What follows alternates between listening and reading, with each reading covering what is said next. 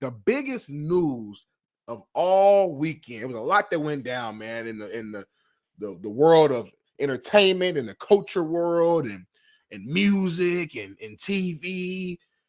But on the football field, man, Shane Steichen and Chris Ballard of the Indianapolis Colts, the head coach and the GM for my Indianapolis Colts, are keeping their job. Report came out, I think it was early this morning or late last night, from a Jim Irsay put a little note out on the Colts page that we're going to retain our head coach and our GM moving forward. And I got some thoughts on this.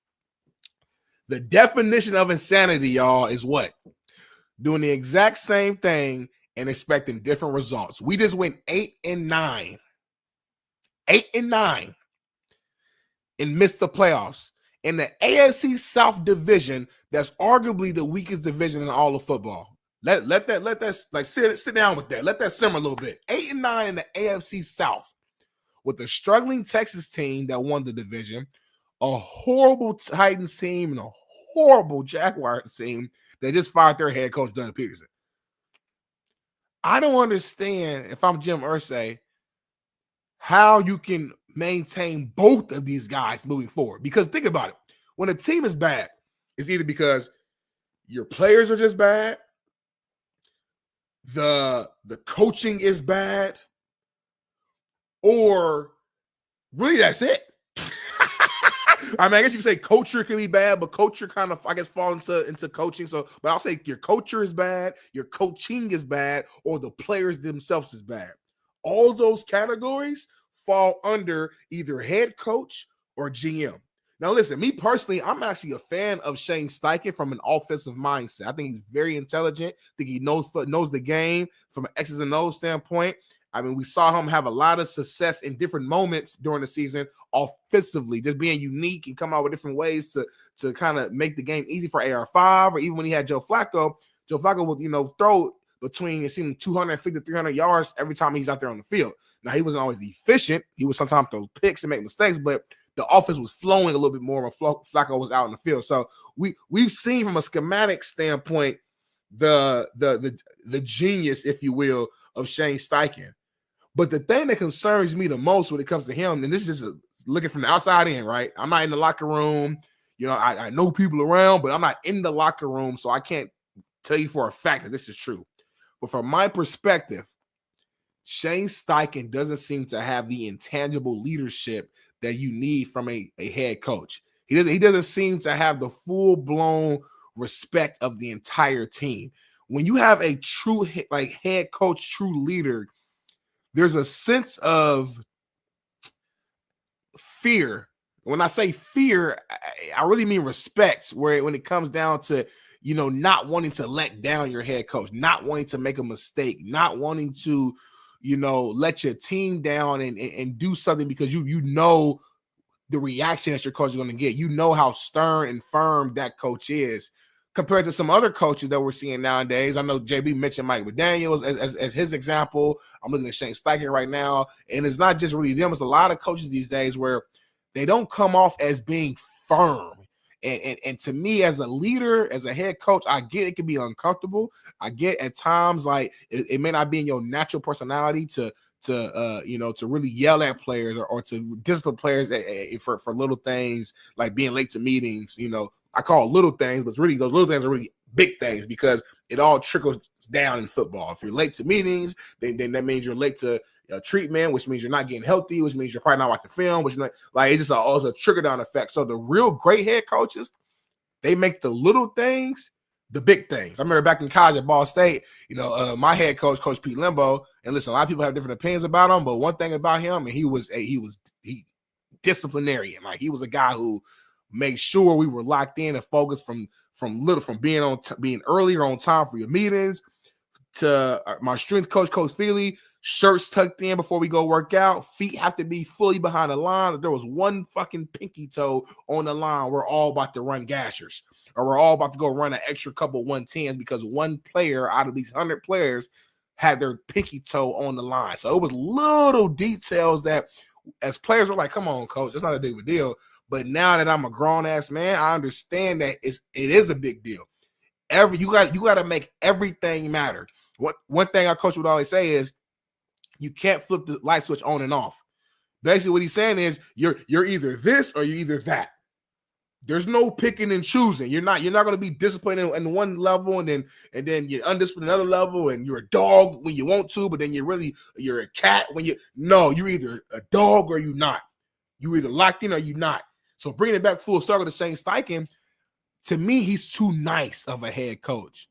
He's too nice. He's not demanding greatness. He's not demanding a culture of greatness.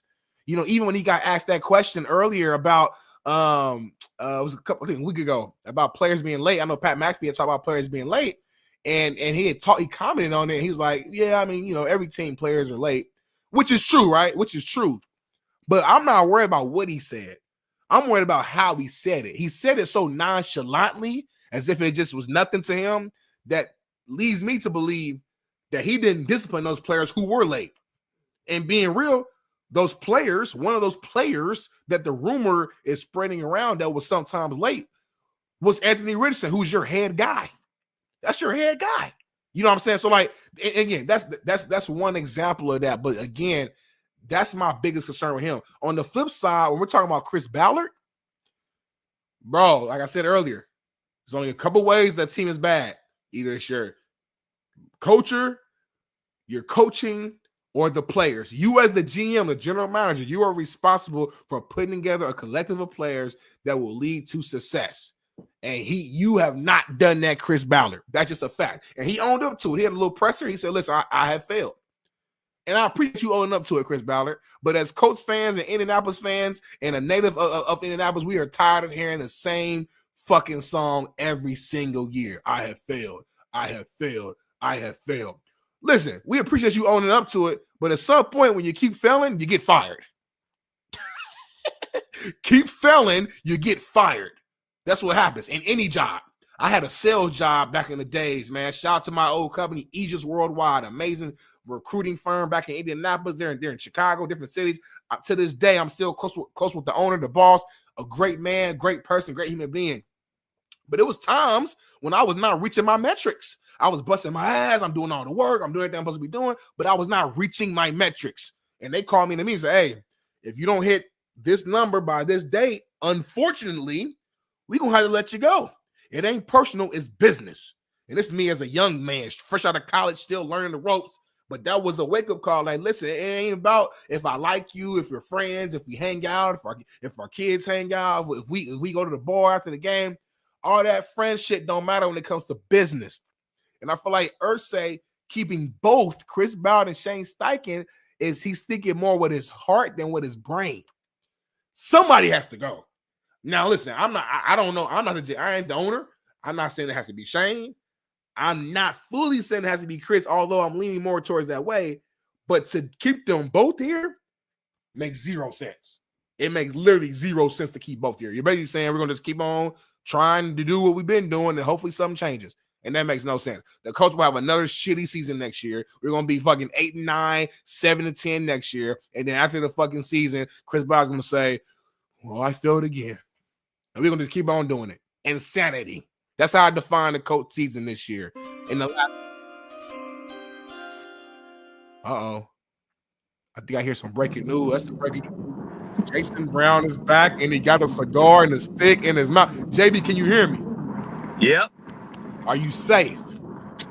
Yep. The Hamases are not around me right now. Okay. I don't want you holding your phone while you're driving, Jason, so let's make sure we safe. I had to go in.